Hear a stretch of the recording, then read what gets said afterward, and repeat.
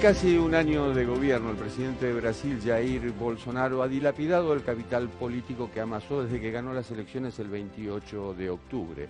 A eso hay que sumarle cierta reticencia de parte de los mercados, los tejes y manejes judiciales que llevaron a Lula a prisión y hoy está en libertad, y hay que sumarle también la catástrofe de la Amazonía. Este es un resumen de lo que ha ocurrido en casi un año en Brasil.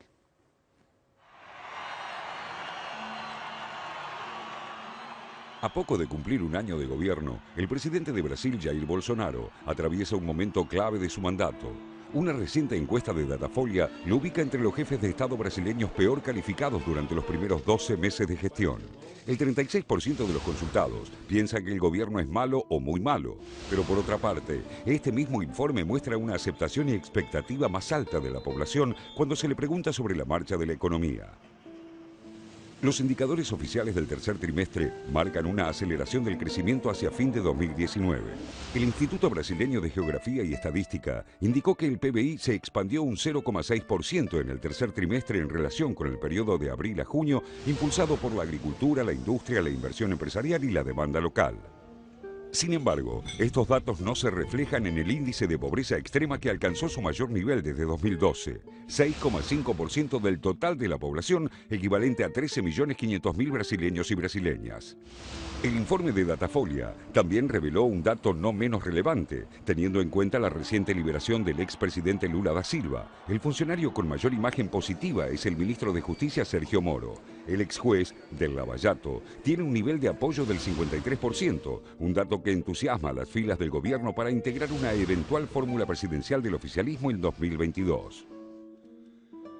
Las turbulencias políticas dentro del gabinete y la falta de liderazgo en el Congreso llevaron a Bolsonaro a renunciar al Partido Social Liberal, espacio que lo llevó a la presidencia y a la vez crear un partido propio denominado Alianza por Brasil. Este nuevo movimiento busca consolidar un bolsonarismo puro que se describe a sí mismo como anticomunista, de fuerte contenido religioso y a favor de la aportación de armas.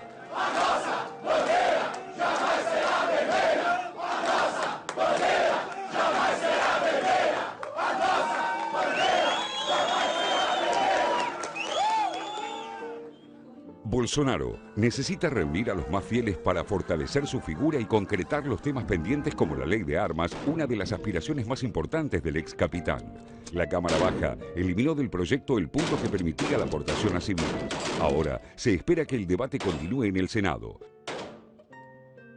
O povo decidiu por comprar armas e munições. E nós não podemos negar o que o povo quis naquele momento.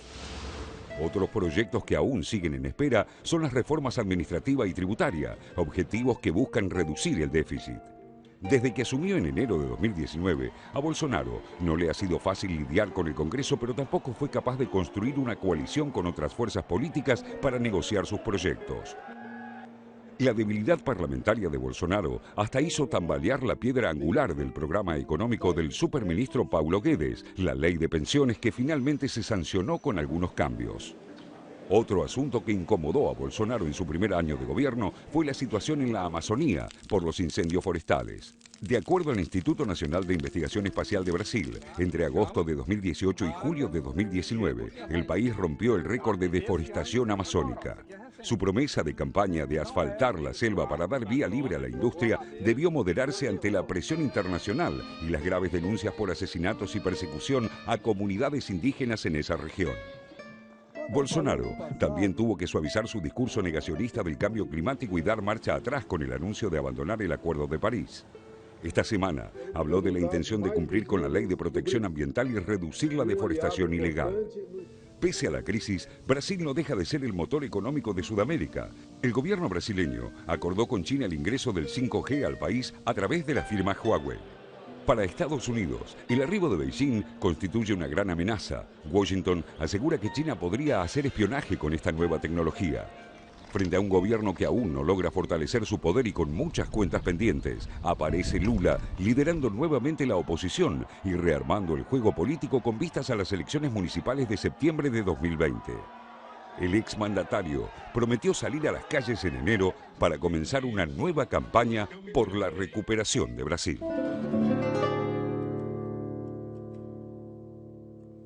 Tensiones en el Congreso, tensiones en el gabinete y también tensiones internacionales. Una política exterior que todavía no se centra en un objetivo claro. Por un lado, las tensiones con Emmanuel Macron, por ejemplo, a raíz de la catástrofe de la Amazonía, con Angela Merkel, la canciller de Alemania, la buena relación con Donald Trump, pero a su vez la buena relación con China en la última reunión de los BRICS que se hizo en Brasil precisamente.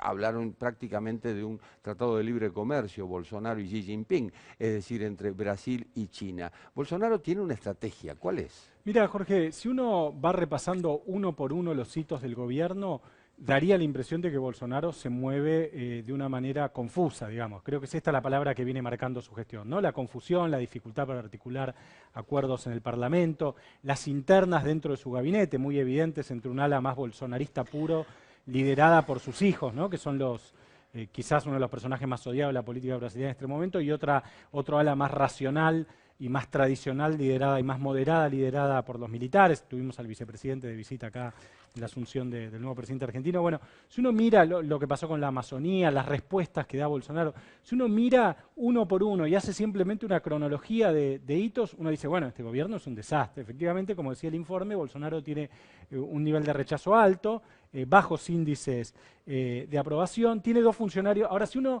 detiene el foco y lo piensa de otra manera, uno se da cuenta que esto es verdad, pero también es verdad, son verdad, creo yo, 2 cosas. Una, que Bolsonaro tiene 2 funcionarios fuertes que le ayudan a, no digo enderezar, pero por lo menos a darle un rumbo, una estrategia a su gobierno. Uno es el ministro de Hacienda, de Finanzas, que es Paulo Guedes, el corazón neoliberal del gobierno de Bolsonaro, y el otro es Sergio Moro, el ministro de Justicia, el juez que metió preso a Lula, que a pesar de todo sigue siendo el político más popular de Brasil en este momento. Más popular que Bolsonaro. Más popular, efectivamente, que el mismo presidente. Eso por un lado. Y por el otro lado, cuando uno mira todas las provocaciones, las butats de Bolsonaro, esto que habla de las armas, de las mujeres y los varones, todas las barbaridades que dice, uno dice, bueno, este hombre le está hablando a su electorado.